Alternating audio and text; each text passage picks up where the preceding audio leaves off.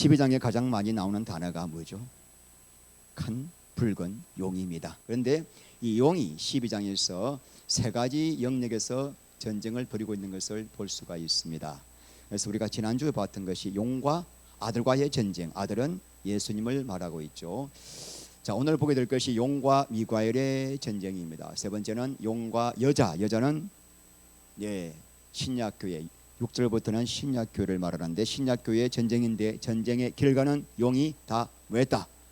패배했다는 것입니다. 왜 용이 패배했을까? 예수님께서 십자가에서 우리를 위해 피 흘려 죽으심으로 사탄의 권세를 완전히 패했기 때문에 예수님의 십자가의 공로로 사탄이 패배한 것이죠. 자, 근데 우리가 지난주 보았던 것이 뭐냐면은 용과 아들과의 전쟁을 좀 보았습니다. 잠깐 제가 요약을 좀 해야겠는데, 자, 우리가 뭘 보았냐면 여기서 해와 달의 영광을 입고 머리에 12별의 관을 쓴 여자가 있었는데 이 여자가 아이를 낳으려고 고통 가운데 부르짖고 있었죠. 그래서 우리가 구약 성경을 살펴본 결과 이 여자는 정체가 무엇이었습니까? 구약 교회. 아들은 누구죠? 예수 그리스도인 것을 우리가 알게 되었습니다. 그런데 이 여자가 아이를 낳기만 하면은 용이 삼키려고 펴려고 있었습니다. 이 사건은 뭘 의미하고 있는 건가요? 예수님 태어나실 때 헤롯 대왕을 통하여 예수님을 죽이려고 했던 그 사건을 이렇게 상징적으로 말하고 있습니다. 그런데 여자가 아이를 낳게 되죠. 그런데 이 아이를 낳았다는 말은 뭘 말하죠? 사탄이 예수님의 탄생을 저지하려고 발악을 썼지만은 사탄이 실패하고 말았다. 예수님이 승리했다는 말씀이죠. 자, 이 아이가 하늘로 올라가게 됩니다. 이것은 예수님께서 십자가에서 죽으시고 승천하신 사건을 이렇게 묘사하고 있다고 볼 수가 있습니다. 자, 우리가 또 본 게 뭐였습니까? 이 여자가 어디로 도망가요?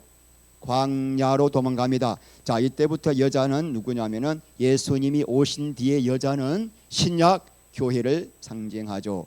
그래서 이 여자가 하나님의 예배하신 곳에서 며칠 동안 1260일 동안 양육을 받는다는 것이 지난주 내용이었습니다. 자, 광야는 어떤 곳이죠? 광야는 하나님만을 의지할 수밖에 없는 곳입니다. 이 여자가 광야로 도망갔다는 것은 신약 성도의 삶이란 뭐냐? 하나님만을 의지하며 소망하며 살아야 한다는 것을 우리에게 말씀하고 있죠. 1260일은 뭘까요? 초림부터 재림까지의 모든 기간이기도 하겠지만은 내 한평생 살아가는 시간입니다. 성도는 여러분 이미 흑암의 권세에서 하나님의 아들의 나라로 옮겨진 자인 걸 믿습니까? 여러분은 더 이상 세상 사람이 아닌 걸 믿습니까? 여러분의 소망은 세상에 있지 않다는 것을 아십니까? 이것이 구원받은 자입니다.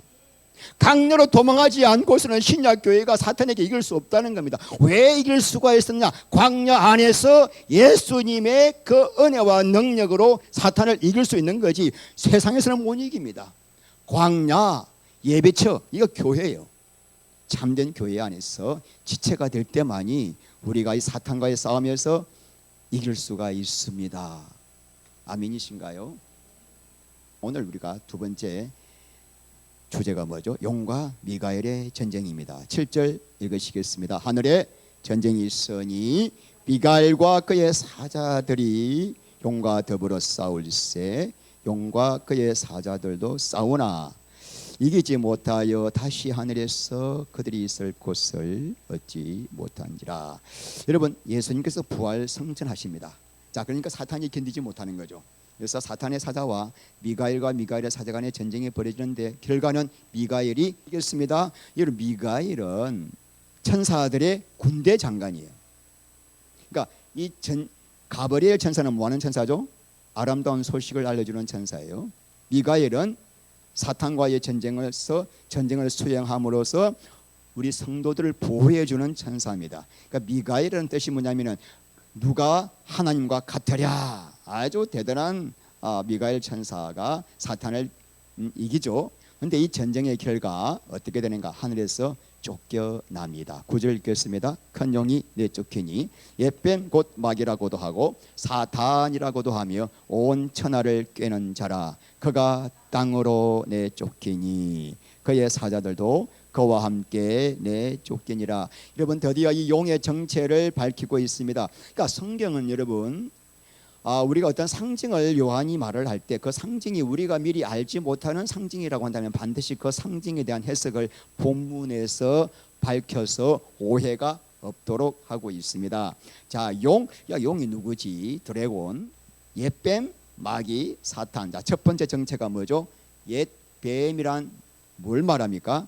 창세기 3장에서 아담과 하와를 미혹했던 그 정체가 바로 누구였다? 사탄. 아담과 하와에게 선악과를 먹게 함으로써 사탄의 종이 되게 했던 그 주체가 뱀이 알고 보니까 마귀고 사탄이구나 우리에게 알려주고 있습니다.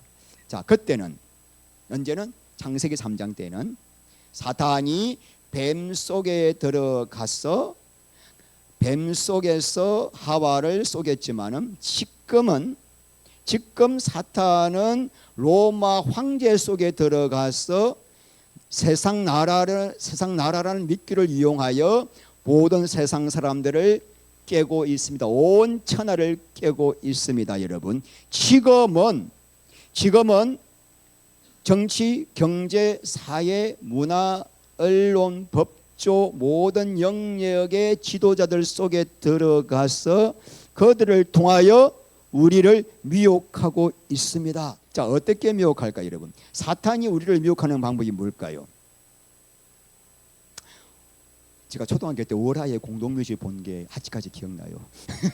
귀신이 흰 옷을 입고 머리를 풀에 쥐고 그게 도금봉이었습니다. 제 주인공이 피를 흘리고 나온 그 월화의 공동묘지 아직까지 제가 섬찟합니다. 자, 사탄이 그런 모습으로 나오는 게 아니라는 거예요, 여러분. 사탄이 그런 모습으로 나오면 알지 안 속지. 광명의 천사의 모습으로 나타나서 아담과 하와에게 선악과 먹어라, 생명과 먹지 말고 저거 먹어야 너 인생 잘 돼, 저거 먹어야 너 이름 높아져, 저거 먹어야 네가 출세 성공해, 너무나 교묘하기 때문에 다 넘어간다는 겁니다. 너 인생 너무 중요해, 너 인생이 최고야. 신앙생활은 다음이지, 네가 잘 돼야지. 네가 먹고 살아야지. 어떻게든 성공해야 돼. 너 이름, 너 영광, 너 바벨탑, 너 자랑이 제일 중요해. 여러분, 그거요 다 쏘가 넘어갑니다. 저도 쏘가 넘어가고요. 분별이 없으면은 그 다음에 뭐요? 하나님 영광을 위해 살아. 그것 가지고 어림도 없습니다. 다 속습니다. 신앙생활의 첫 관문이 자기 부인인데 나를 위해 살던 내 사람은 죽었습니다. 내가 존재하는 이유는, 하나님이 나를 구원하신 이유는 내 영광, 내가 어떤 자인가를 사람들에게 증거하기 위해서가 아니라 나를 구원하신 예수님이 얼마나 영광스러운 구원자요, 얼마나 영광스러운 하나님이시요 사랑의 주님이신가를 증거하기 위해 구원한 거예요. 선악과는 뭐냐면, 아니야, 네 삶이 잘 돼서 네 잘된 삶을 통하여 영광 돌려, 기업도 잘하고 직장 잘 다녀서 거기서 출세해서 리더가 돼, 목사 크게 돼야지. 여러분, 그게 얼마나 합리적으로 들립니까? 믿음 생활에 하나님, 내가 세상에서 완전히 밑바닥 인생이 되더라도 주님만 높임 받기를 원합니다. 사탄의 이 전략은 생명과 먹지 마, 선악과 먹어야 돼. 주님의 영광, 그건 다음이야. 먼저와 뒤것만 바꾸면 되거든. 사탄은 절대로 하나님 영광 돌리는 것을 무시하지 않아요. 그것도 중요해. 그거 중요하지. 근데 그건 세컨드야. 인생이 잘 돼야 돼. 그래서 여러분, 사탄의 유혹은 자기 육신만을 위해 살도록 만드는데 이게 사탄의 핍박이에요. 사탄이 이걸 우리를 박해하는 거예요. 이게 신식 박해예요. 새로운 버전의 박해예요. 목숨을 위협을 하는 게 아니라 너를 위해 살게 하면서 완전히 사탄의 종이 되게 만드는 것이 오늘날 사탄의 속임수라고 볼 수가 있습니다. 여러분, 우리는 세상에서 건짐을 받은 자입니다. 사도 바울이 그러잖아요. 나는 세상에 대하여 죽은 자다. 세상에, 갈라디아서 6장 14절에 세상에 대하여 못 박힌 자다. 그러니까 여러분 마음속에 내가 어떻게든 세상에서 잘 돼 봐야지 하는 순간에 생명의 길을 떠나는 거예요. 잘 돼 봐야지 한다고 잘 되는 게 아니고 내가 주 뜻대로 나가면은 주님이 나의 길을 인도하실 따름이죠. 근데 그 길이 죽음이요 고난이요 가난이라도 우리는 가는 거예요. 그게 어린 양이 어디로 인도하든지 따라가는 게 요한계시록 14장에. 근데 우리는 너무나 미리 실드를 치죠. 이것만큼은 안 되고 요 길로 가야 돼. 하나님 나 이렇게 해주셔야 돼. 제가 그렇게 살아왔습니다. 제가 이번 주 설교를 준비하면서 이게 지금 제 이야기하고 있는 거예요. 얼마나 간교한지 여러분. 얼마나 이 인간 속에 뿌리 깊이 있는 이 자아의 선악과의 본성이 얼마나 깊이, 저도 못 깨달아요. 그런데 말씀을 보면서 계속 회개를 시키는 거예요. 너 너무 많이 붙들고 있다. 너무 많이 붙들고 있다. 다 내려놓아라. 이 생명까지 내려놓아라. 그게 자유다. 여러분, 죄에서 자유를 얻게 하면 이게 뭐냐면 죄의 뭐 이런 죄 저런 죄 지은 거 용서한다는 말이 아니라 내 자아의 본성에서 자유케 된다 이 말이에요. 옛사람의 자아의 삶에서 본성에서. 그게 십자가 보혈의 능력이고. 할렐루야. 지금 저에게 하는 이야기, 여러분에게 하는 이야기가 아니고. 자, 이놈의 정체가 또 마귀입니다. 마귀의 디아볼로스라고 하는 헬라어를, 사탄은 히브리어입니다. 사탄의 히브리어를 어떻게 번역할까 하면서 이 성경을 기록한 분들이 헬라어의 디아볼로스라고 하는 단어를 갖고 온 거예요. 그 뜻이 뭐냐면은 참소하는 자, 이간질하는 자, 없는 말을 가지고 사람을 중상모략하는 자가 디아볼로스랍니다. 왜 성경을 쓰신 분들이 사탄을 디아볼로스라고 기록했을까? 사탄이 하는 일들이 가장 많이 있는데 가장 주된 일이 뭐냐면은 하나님 앞에서 성도를 참소하고 이간질시키는 일이기 때문이죠. 그래서 여러분 욥기서를 보면은 사탄이 하나님께 이렇게 이야기하죠. 하나님, 욥이요 하나님 경외하는 거, 저렇게 믿음 생활 잘하는 거 이유가 있어요. 이유가 하나님이 복을 주시니까, 부자 되게 하시니까, 몸을 건강을 주니까 그렇게 섬기는 거죠. 하나님 물질 쳐 보세요. 욥이 하나님을 욕할 겁니다. 여러분, 이게 지금 누구 이야기?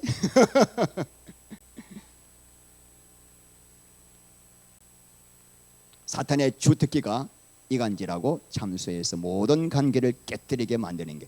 여러분, 교회는 그리스도의 몸이죠. 교회는 그리스도의 신부죠. 그런데 너무나 많은 교회가 시끄러워요. 싸워요. 거룩한 신부된 성도들끼리 싸웁니다. 이유가 뭐죠? 마귀가 그 가운데 역사에서 서로 참소하게, 서로 이간질시켜서 교회를 완전히 파괴시키는 거죠. 우리 교회가 이렇게 평안하고 사랑이 넘치는 이유가 뭐죠? 여러분의 마음속에 그리스도의 생명의 복음으로 충만하니까 마귀가 접근하지 못하는 겁니다. 예수의 피로 복음으로 충만하면 사탄이 나에게 이간질시키고 참소하도록 역사를 못하는 거죠.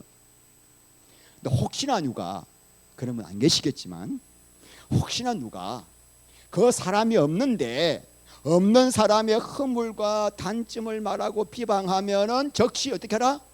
길을 닫으시고 즉시 예수의 피로 여러분의 길을 씻으시기를 바랍니다. 왜냐? 믿음은 여러분 생각하기 때문에. 그 양반의 참소, 거짓말, 비방을 듣는 순간에 내가 내 목숨을 다하여 사랑해야 할 지체에 대하여 설설 율법적인 뭐가 나와요? 판단, 정죄가 나오면서 사랑이 식어지는 거예요. 그래서 교회가 갈라집니다. 그러니까 나를 넘어지게 만드는 거예요. 그 사람의, 다른 사람의 이야기를 나한테 한다는 것은 그 사람에 대한 죄보다 나를 망가뜨리는 거잖아요. 그리고 내 앞에 와서 누구의 험담을 하는 사람은 다른 사람 앞에 가가지고 누구 험담한다? 내 험담 반드시 해요. 그러니까 정신을 바짝 차려야 돼. 어이구, 사탄아 물러가라. 마음속으로 기도하면서 드려야 돼. 그러니까 교회가 평안해지는 이유는 절대로 남 없을 때 참소하지 않고 이간질시키지 않고 그 사람의 흠을 말하지 않는 것이다. 할렐루야. 여러분, 저는 지금 잠깐 제 부끄러운 고백을 좀 하겠습니다. 제가 38살에 신학교를 들어가고 신대원 들어가고 39살에 이제 2학년 때 신대원 2학년 때 중계동에 있는 이 조그만 교회를 섬기게 되었습니다. 그때 우리 아내를 만났습니다. 그런데 그 조그만 교회 안에 그 동기 신학교 동기 3명이 함께 조그만 방이었어. 그래서 함께 숙식을 하면서 사역을 했습니다. 그런데 어느 날 제가 담임 목사님과 이제 대화를 하는 가운데 우리 동기 중에 이제 그 한 명은 청년부를 맡았거든요. 그래서 제가 나도 모르게 그 동기 전도사의 문제점을 말하게 됐습니다. 목사님, 그거 있잖아요. 그 청년부 사역을 그렇게 하면 안 되는데, 그 전도사님이 좀 고집이 세요, 고집이. 그래서 청년부가 지금 안 돼라는 말인 거예요, 여러분. 그 말을 듣고 난 다음에 담임 목사님이 그 동기 전도사를 심하게 책망하였고, 그리고 동기 전도사와 그 담임 목사와의 관계가 아주 힘들게 되면서 얼마 있다가 그 동기 전도사가 교회를 떠나고 개척을 하게 되었습니다. 이게 이간질이에요. 이게 나는 뭔가 선한 목적을 위하여 교회를 위하여 말하는 것처럼 보였지만은 내 안에 그 동기를 믿게 보이고 나를 드러내고 싶어하는 뭐가 있다? 육체의 본성이 깊이 숨어 있습니다. 여러분, 제가 이 마귀의 도구가 되었다는 것이 얼마나 가정스럽고 얼마나 괴로운지 제가 너무나 오랫동안 울면서 통탄하잖아요. 교회의 내 지체잖아요. 그리스도의 몸이잖아요. 예수님의 몸을 내가 칼로 찢은 거잖아요.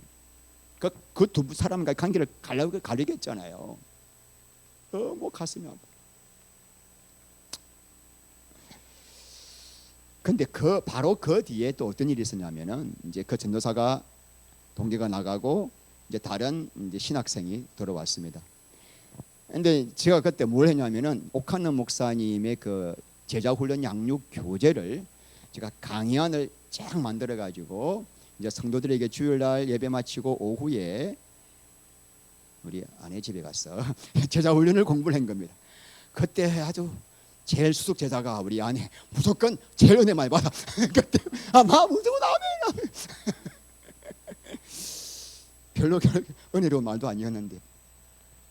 그런데 이제 그때 후임 전도사가 와가지고 나한테 그냥 신전도사님 그 교재 굉장히 좋은 것 같은데 자기 청년부에서 쓰고 싶은데 이거를 좀 원고를 파일로 줄 수 없겠냐고 할 때 제가 무리했을게요. 그 파일을 달라는 거예요. 내가 그 심의를 기울여 가서 이제 만든 교재를 달라는 거예요. 내가 뭐라고 했을까요? 나한테 사주 교육 받으면 죽겠다 그랬어요. 제가 이런 인간이에요. 그러니까 내가 엄청 고생해서 만든 것인데 이 교육자가 손도 안 대고 코를 풀고 하는 거예요. 그러니까 내가 용납이 안 되는 거예요. 나는 고생했는데 니는 그거 가지고 거기에서 인기 받으려고 이런 경쟁심. 여러분, 이게 저입니다. 저예요. 그러니까 내가 자기한테 다 물어봐. 자기만 이런 경우에 이렇게 했는데 너무나 가슴 아프다 그러니까 그럴 수도 있겠죠. 이렇게 대답을 합니다. 두 분 다 미국에서 목회합니다. 제가 10년 전에 만나가지고 정말 죄송합니다. 나 다 동생들이지만 나보다 어린 사가였습니다. 지금은 제가 모든 자료를 정리해서 전부 다 누구나 볼 수 있도록 블로그에 올려놓고 있습니다. 왜요? 거저 받았기 때문에 거저 주는 거예요. 내 거라고 움켜쥐면은 그때부터 고이게 돼요. 썩게 돼요. 썩어져요. 근데 모든 게 이건 내 거 아니야라고 흘러보내기 시작하면은 그때부터 하나님이 계속 새로운 것으로 더 좋은 것으로 채워 주실 줄 믿습니다. 그게 하나님의 방법입니다. 그러니까 제가 복음을 몰라 신학교 들어갔지만은 열심히만 있었지 복음을 몰랐죠. 모르니까 잠수하고 이간질시키는 사탄의 도구가 된 거죠. 여러분 우리가 눈이 열리면은 이제 성도와 지체와 동력자가 어떻게 보여? 그리스도의 몸으로 보여요. 그래서 어떻게 해요? 그냥 사랑하게 되고 누구의 허물이 보이면은 그 허물을 가지고 뭐요? 이제부터 기도하는 거죠. 그 자가 성숙한 자요. 그 자가 교회를 세우더라고요. 우리 성도들의 문제를 가지고 눈물로 기도하는 근사 장로님, 그 자 때문에 교회가 세워지고 그런 지사님 때문에 교회가 세워지고 우리 교회가 그런 교회가 되기를 바랍니다. 자, 우리 10절 읽겠습니다. 내가 도더러니 하늘의 큰 음성이 있으려되 이제 우리 하나님의 구원과 능력과 나라와 또 그의 그리스도의 근세가 나타났으니 우리 형제들을 참소하던 자 곧 우리 하나님 앞에서 밤낮 참소하던 자가 쫓겨났고 하늘에서 큰 음성이 있습니다. 하나님의 구원과 능력과 나라와 그의 그리스도의 나라의 권세가 나타났다. 어째서 그런가? 이유가 나와 있습니다. 왜 그런가? 밤낮 하나님 앞에서 성도들을 참소하던 사탄이 하늘에서 쫓겨났기 때문에 사탄이 그동안 하나님 앞에서 여러분과 저의 죄를 가지고 계속 참소했습니다. 저 누구 저 죄 짓는 거 보세요. 죄 짓는 거. 왜 그렇게 참소할 수 있었을까? 우리 모두가 죄 아래에 있었기 때문에. 근데 예수님이 십자가에서 그 보혈로 우리의 모든 죄를 다 씻고 용서해 주셨기 때문에 사탄이 더 이상 우리 죄를 참소할 수 있는 근거가 없어졌기 때문에 쫓겨난 거예요. 자, 우리 읽겠습니다. 로마서 8장 33절. 택하신 자들을 고발하여 어렵다 하신 이는 하나님이시니 누가 정죄하리요?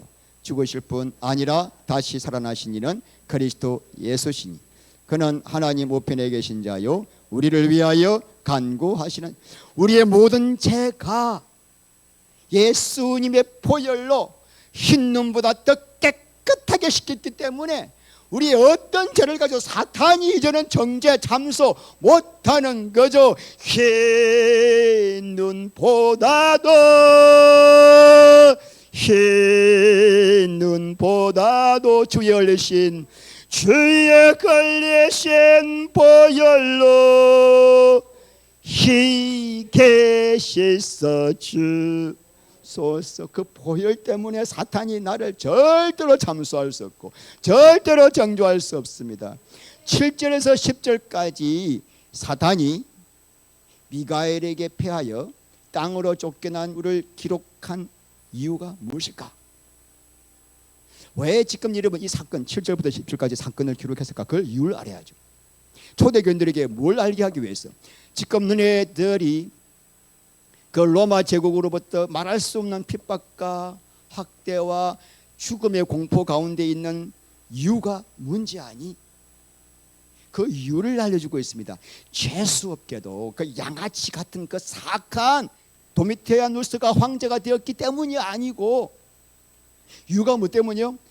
영적 전쟁에서 미갈과의 전쟁에서 그 사탄과 쫄개들이 패하여 땅으로 내어 쫓겼기 때문에 땅으로 내어 쫓겼기 때문에 지금 이런 고난이 있다는 것입니다. 그러므로 지금 그 사탄이 어디 들어가 있어요? 로마 황제 속에 로마 군인들 속에 들어갔기 때문에 고난을 받고 있다. 그러므로 너네들의 적군은 로마 황제도 아니고 로마 군인들도 아니야. 그들 배후 속에 역사하고 있는 누구다? 사탄이다. 사탄. 그러니까 이 전쟁은 사탄과의 영전쟁이다. 절대로 로마 황제 미우면 안 돼. 절대로 로마 군인 미우면 안 돼. 그네들은 불쌍한 도구야. 불쌍한 도구야. 이거 모르면은 괜히 그들 붙들고 싸우는 거거든. 괜히 머리 띠두르고 막 혁명하자 그러고 나를 부수다 그러고 그러자 그러거든. 이 모든 배후의 세력의 주동자는 누구다? 사탄이다. 그러므로 절대로 사람 미워하면 안 되고 그 로마 황제 미워서 그 로마 황제를 죽이면은 더 악랄한 놈이 나타나서 괴롭힐 거다. 사탄이 더 악랄한 놈을 데리고 올 건데 뭐. 그래서 그 비밀을 지금 우리에게 알려주고 있는 것입니다. 여러분 지금 세상 돌아가는 꼴 보세요. 너무나 기가 막히죠. 저렇게 악한 담당하고 있는 자들 정말 불쌍합니다.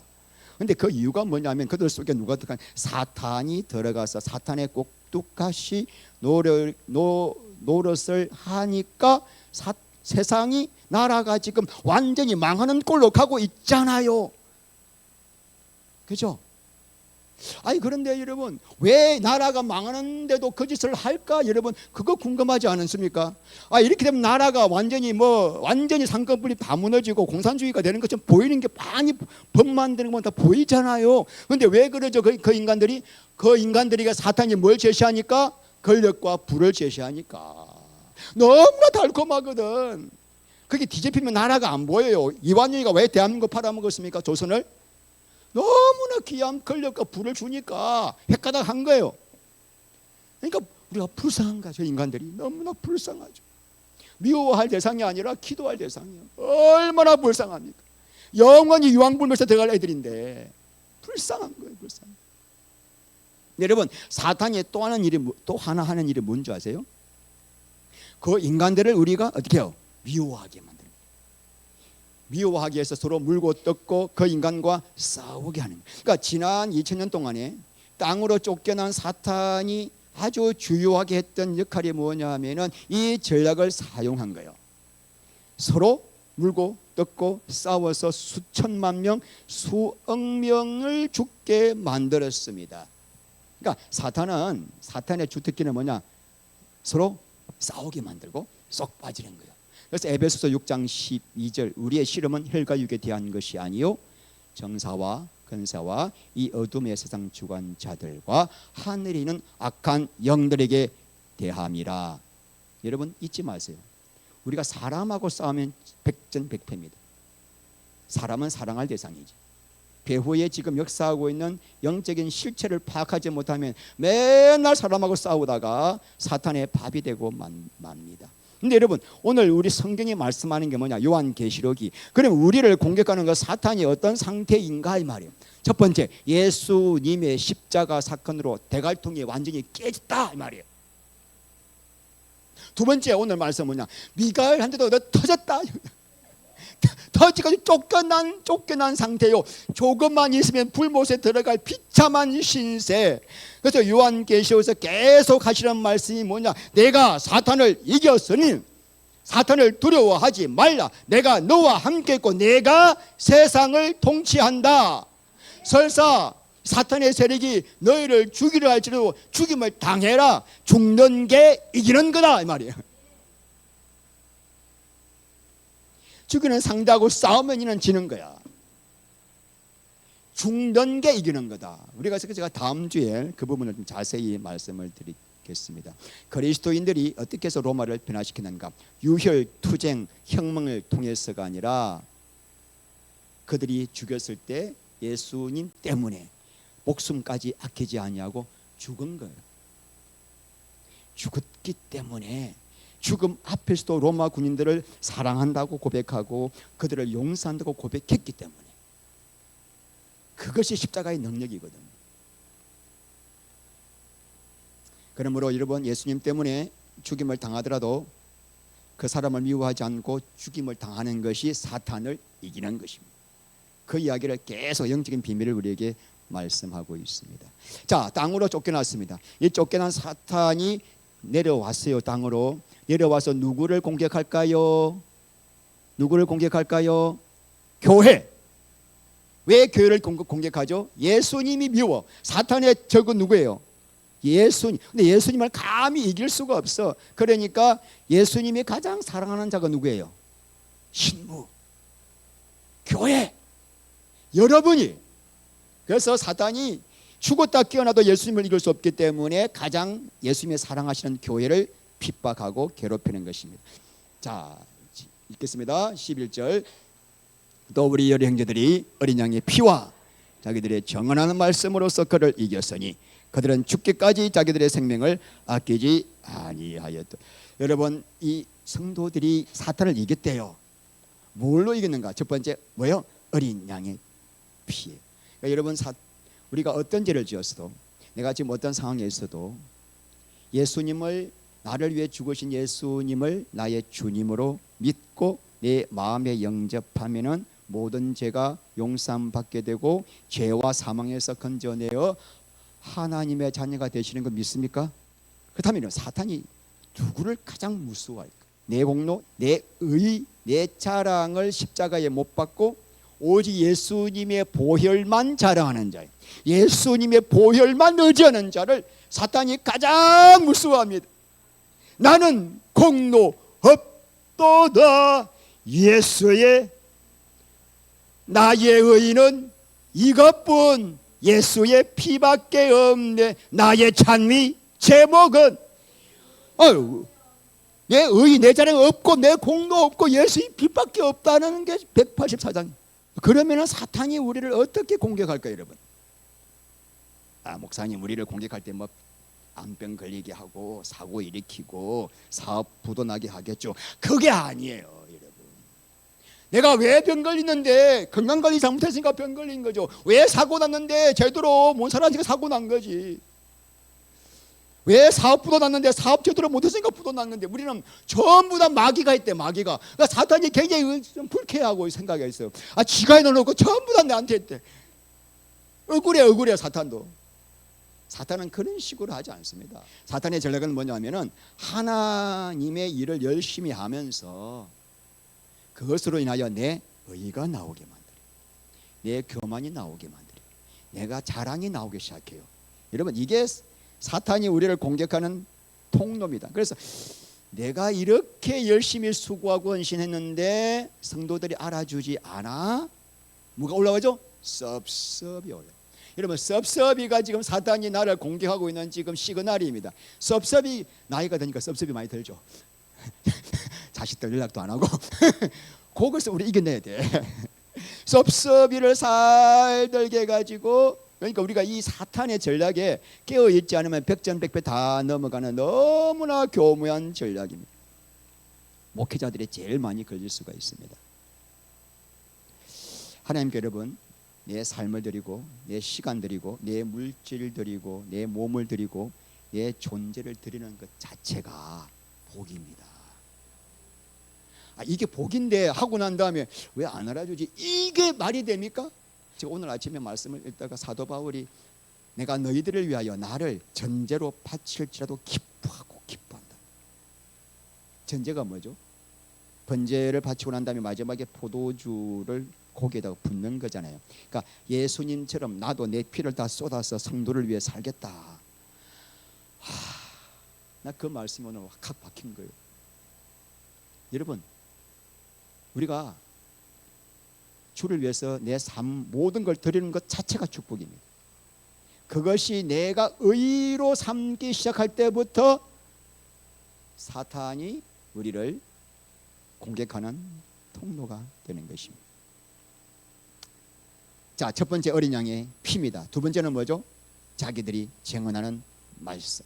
여러분, 자기들이 증언하는 말씀, 증거와 말씀이 지금 헬라어 원어 보면 동격으로 처리되고 있습니다. 여러분, 자, 예수님께서 여러분을 예수님의 피로 값주고 사셨죠. 그럼 여러분은 누구 거예요? 누구 거예요? 네? 예수님 거죠. 하나님 거죠. 말씀은 잘하시네. 그래서 여러분의 이마에는 뭐가 기록되어 있습니까? 666이 아니라 하나님과 예수님의 이름이 기록되어 있습니다. 뭐냐면 너는 내 거야 이 말이야. 너는 내 거야. 고린도전서 6장 19절 예수님의 피로 값주고 너희를 사셨으니 너희는 너희 것이 아니라 하나님 것이라. 우리가 여러분 예수님이 피를 보혈로 구원받은 자는 더 이상 내 인생이 내 것이 아니다. 자, 그럼 봅니다. 하나님의 소유의 의미가 뭡니까? 하나님이 구원받은 자에게 뭘 치십니까? 심령의 인을 치셔요. 너는 내 것이라고. 이 내 것이란 두 가지 의미가 있습니다. 하나님의 소유라는 의미가 첫 번째는 뭐죠? 하나님이 세상 끝날까지 함께 하셔서 너를 지키고 보호하시고 인도하시겠다는 약속이 성경에 얼마나 많이 있습니까? 또 하나 있습니다. 뭐죠? 나의 절대 주권자, 내 인생 이제 내 것이 아니요. 내 인생의 주인 누구예요? 하나님이. 내가 뭐 하는 자요? 그 절대 주권에 순복하여 주님이 어디로 인도하든지 따라가야 하는 자, 이게 하나님의 소유로 가는 것입니다. 근데 우리는 1번만 좋아하죠. 아니에요. 굉장히 좀 중요한 말씀을 제가 드리려고 하는 겁니다. 여러분, 하나님께서 예수님의 피로 우리를 샀어. 그래서 너는 내 것이야, 내 소유야, 내가 영원토록 너와 함께 할 거야, 모든 걸 채워주실 거야. 그런데 그렇게 하시는 목적이 뭔데요? 하나님의 그 뜻과 목적과 영광만을 위해 사는 자가 되기 위해서. 그러니까 구원받은 자가 1번만 알고 2번은 모를 때 구원이 어려워지는 거예요. 구원의 복을 못 누리는 거예요. 그러니까 진짜 복은 이 절대 주권자 주님의 그 주권에 순종하여 그분이 뭘 하게 하든지 따라가고 순종할 때 하늘의 영광의 복이 임하고, 그때 비로소 인도와 보호를 받는데, 이 2번의 길을 모르기 때문에 인도와 보호를 받는 줄만 아는데 인도와 보호를 못 받아. 내 길로 가고 있으니까 주님의 절대 주권으로 그분이 인도하는 대로 따라가야만 인도와 보호가 있는데, 우리 신앙이 여기서 계속 딜레마가 오는 거예요. 1번만 하네, 1번만. 우리가 계시록 5장 9절을 읽겠습니다. 그들이 새 노래를 사람들을 피로 사서 하나님께 드리고 나라와 제사장으로 삼으셨으니 그들이 땅에서 왕노릇하리로다. 자, 그들이란 것은 내 생물과 24장로들 다 우리가 보셨잖아요. 자, 그 예수님이 피로 모든 백성들을 사서 누구에게 드렸다? 하나님께 드렸다. 그래서 이제는 우리는 하나님 소유가 되었다.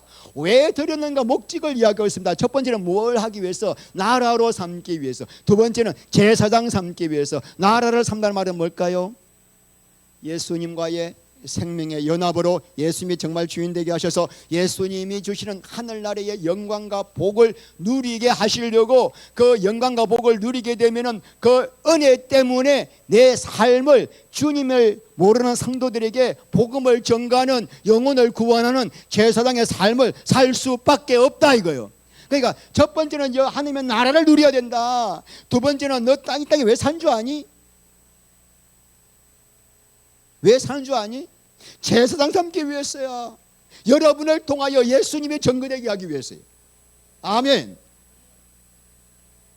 우리 해배치 교회를 다니는데 내가 일주일 내내 예수님이 정건지 뭔지를 모르고 다닌다. 그건 좀 심각한 문제예요. 병 걸린 거예요. 내가 뭘 하든지 내가 사는 존재 목적은 예수를 전가하기 위해입니다.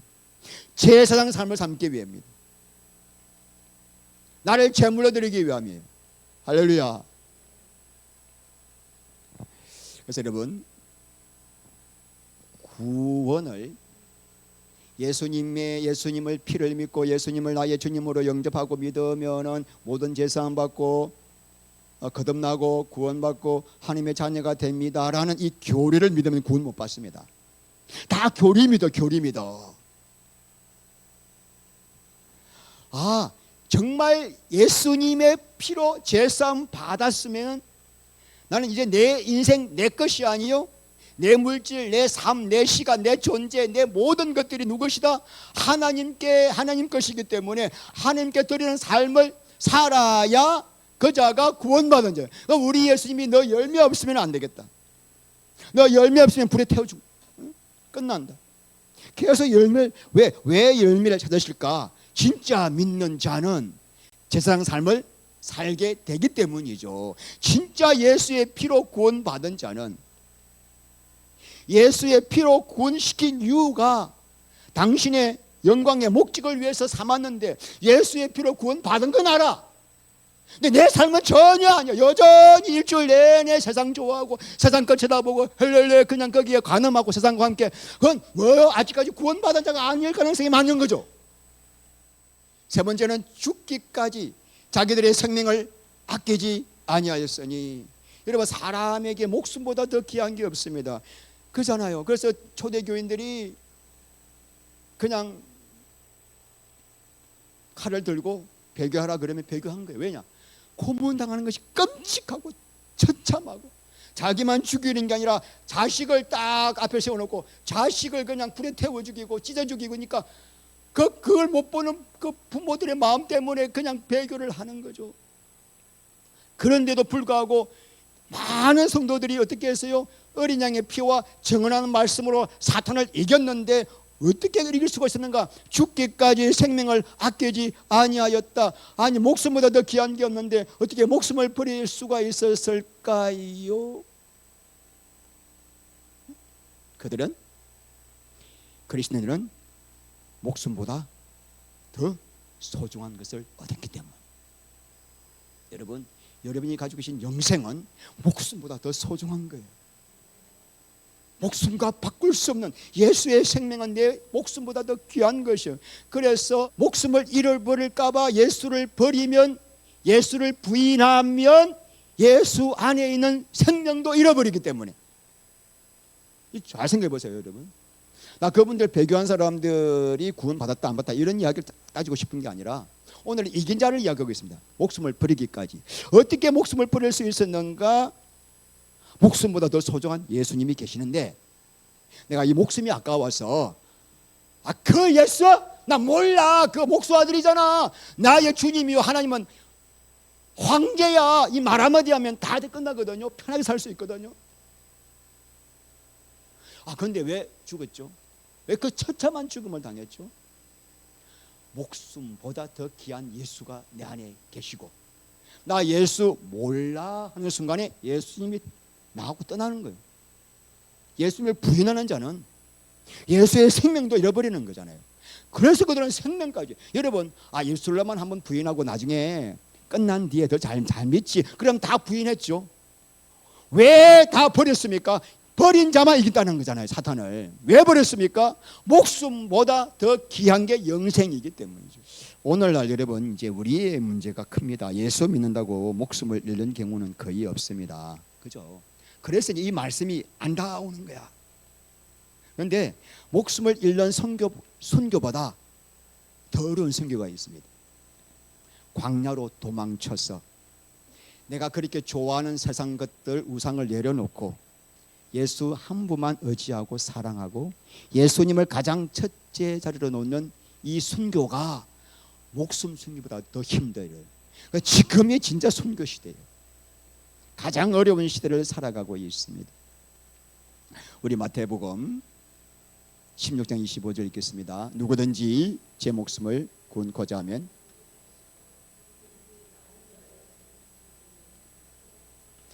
예수님보다 내 목숨을 사랑하면은, 목숨을 부지하기 위하여 예수님을 부인하면은 목숨도 잃고 구원도 잃는다. 예수님에 대한 믿음을 지키기 위해서 목숨을 버리면 목숨도 찾고 구원도 찾는다. 12절 읽겠습니다. 그러므로 하늘과 그 가운데 거하는 자들은 즐거워하라. 그러나 땅과 바다는 화 있을 진저. 마귀가 자기 때가 얼마 남지 않은 줄을 알므로 크게 분내어 너희에게 내려갔습니다. 자, 우리는 하늘과 예수님 안에 거하는 자들입니다. 그래서 우리는 마귀가 지금 내려왔어요, 땅으로. 우리 사는 대로. 근데 우리는 뭐래요? 즐거워하라. 왜? 광야로 도망쳐서 우상을 버린 자는 마귀가 건들 수가 없어요. 손을 못 대, 털끝 하나 건들지 못해. 땅과 바다는 화 있을진저. 땅과 바다에 속한 자들, 세상 부귀 근세 영화 물질, 쾌락 출세 성공을 우상으로 삼고 사는 자들은 뭐가 있다? 왜? 사탄이 그들에게 들어가 가지고 그들에게 세상을 가지고 미혹해서 다 지옥으로 보낼 것이기 때문에. 그러니까 눈이 열린 성도들은 마귀가 아무리 무엇을 가지고 유혹해도 유혹이 안 되는 게 이기는 거잖아요. 그러니까 우리는 예수님만이 우리의 전부가 될 때는 사탄을 넉넉히 이길 줄 믿습니다. 말씀을 맺겠습니다. 여러분, 서머나 교회에게 주시는 말씀이 계시록 2장 10절, 죽도록 충성하라. 생명의 멸류관을 내가 주리라. 이 말씀을 가지고 이제 재적 임명 때 많이 쓰잖아요. 권사님, 장로님 이번에 직분 받았으니까 죽도록 충성하세요. 그런 뜻이 아닙니다. 충성하다의 충성한, 이게 피스토스예요. 피스토스는 신실한, 헌신된, 그죠? 마음을 다하여 사랑하는, 내 삶을 드리는 게 피스토스고, 피스토스의 동사형이 피스튜오, 믿다, 예수를 믿다, 피스튜오 에이스예요. 그러니까 죽도록 충성하라 이 말은 뭐죠? 죽도록 예수님을 믿으라 이 말이에요. 죽도록 예수님께 신실하라. 아내와 남편이 서로에게 신실하듯이, 너 다른 것 더 이상 우상으로 생기지 마. 물질 필요해, 세상의 지위도 필요해, 건강 필요해, 다 내가 갖고 있어. 나하고 신실해. 어떻게 해야 우리가 예수님에게 신실할 수가 있죠? 말씀을 통해서, 기도를 통해서. 알고 보니까 예수님이 당신의 목숨을 버리기까지 나에게 신실하셨네. 이 신실하신 하나님을 알고 나니까, 하나님은 당신의 목숨을 버리기까지 신실하셨기 때문에 우리도 목숨을 버리기까지 신실하기를 원하시오. 그게 죽도록 충성하는 거예요. 할렐루야. 신실한 하나님, 나는 이제부터 무엇도 내가 주님보다 더 앞에 두지 않겠습니다. 그 무엇도 주님보다 더 사랑하지 않겠습니다. 주님이 내 인생의 전부입니다. 이게 신실한 겁니다. 그러면은 하나님이 그때부터 우리의 삶을 인도하시오. 할렐루야. 오늘 우리가 성찬식을 합니다. 성찬식을 하는 이유가 뭐죠? 누가복음 22장 19절, 이를 행하여 나를 기념하라. 여러분, 이게 기념하라가 단순히 기념식 하라는 게 아니에요. 회상하라는 뜻이 아닙니다. 예수님이 어떤 희생을 치르시고 죽으셨는지, 오늘 우리가 먹는 떡처럼 몸이 찢어졌고 이 포도주처럼 당신이 피를 흘리신 신실하신 사랑으로 죽으셨으니, 우리도 하나님 아버지 앞에, 아버지 나도 우리 주님을 향하여 이런 신실한 사랑으로 주님을 섬기기를 원합니다. 간구하는 시간. 그러니까 떡과 포도주를 마시면서 주님의 신실한 사랑을 깨닫는 시간입니다. 두 번째는 뭐죠? 고린도전서 10장 16절, 그리스도의 피와 몸에 참여하는 것. 오늘 떡을 먹습니다. 포도주를 마십니다. 그런데 그 떡과 포도주는 뭐요? 예수님의 피와 살이에요. 들어오면 내 몸의 피와 살과 하나가 됩니다. 신앙의 핵심이 뭐냐? 예수님과 생명으로 연합하여 사는 것이다. 잊지 말라. 그리고 오늘 피와 떡을 똑같이 나눠 먹다 보니까 똑같은 피가 우리 모든 성도들 속에 똑같이 들어가 있어. 그래서 우리는 뭐다? 한 몸이다. 잊지 말라. 우리는 한 몸이다. 그 무엇으로도 가릴 수 없는 주의 사랑으로 하나가 된 몸이다. 세 번째는 뭐죠?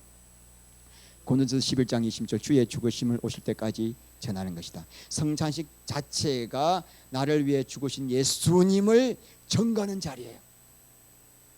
그런데 동시에 하나님, 내가 주님 오실 때까지 이 예수님의 십자가 복음을 전하겠습니다 라고 결단하는 시간입니다. 할렐루야.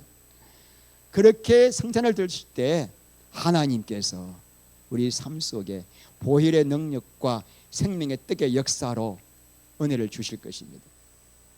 우리 한번 기도하실 때 하나님 아버지 앞에, 하나님, 오늘 성찬식을 할 때 하나님의 신실하신 사랑 앞에 우리의 모든 생각과 의지와 우리의 관념이 다 깨어지게 하여 주시고, 붙들고 있는 우상을 내려놓고 예수 그리스도 한 분만을 신실하게 섬기는 그런 은혜가 임할 수 있도록 함께 기도합니다.